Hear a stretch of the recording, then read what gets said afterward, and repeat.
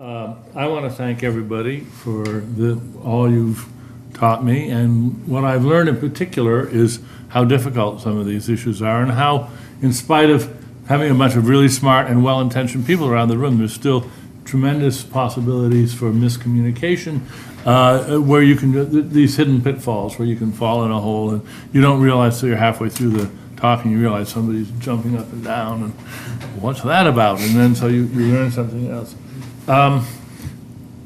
Echoing what Sean just said, or not echoing it, but recasting it, I think Sean was acknowledging the distinction between the manifest and the scientific image and the difficult task of putting them into registration.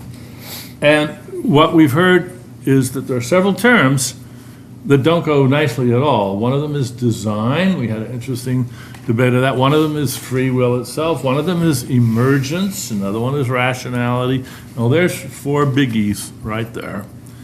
And I'm going to add a fifth one, which is imaginary, because it's an old thought experiment of mine, which I think clarifies this. We go to some distant archipelago and we find people that speak English except for one thing, where we talk about being tired, bushed, exhausted. They talk about all the fatigues they have.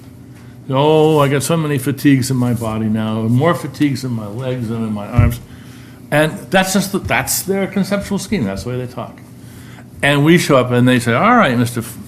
Scientist, Mrs. Scientist, tell us what fatigues are. Now, what do we do? Do we say, there aren't any fatigues? And they say, there aren't any fatigues. Run around the block, you'll know fatigues. I can feel them. So that's not a very profitable pursuit. If we say, well, I'll tell you what fatigues are, and then we take on the bizarre task of trying to come up with an identification of fatigues with, necessary and sufficient conditions. Necessary and sufficient conditions, and we've got a lot of things about blood sugar and lactic acid and so on.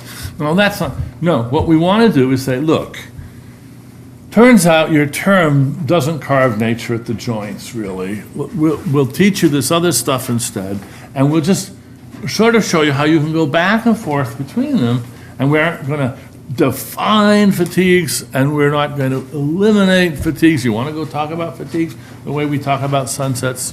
Fine. Now, I think that the moral of that story applies for all of these terms. So, what do I think? Let's take the one that matters to me the most here. First of all, I would say emergence for me, I just as soon get rid of the term, because I think that there's so much baloney that's been said about emergence.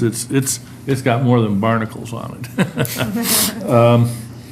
I don't mind barnacles all that much. There's other stuff I don't want my terms covered with.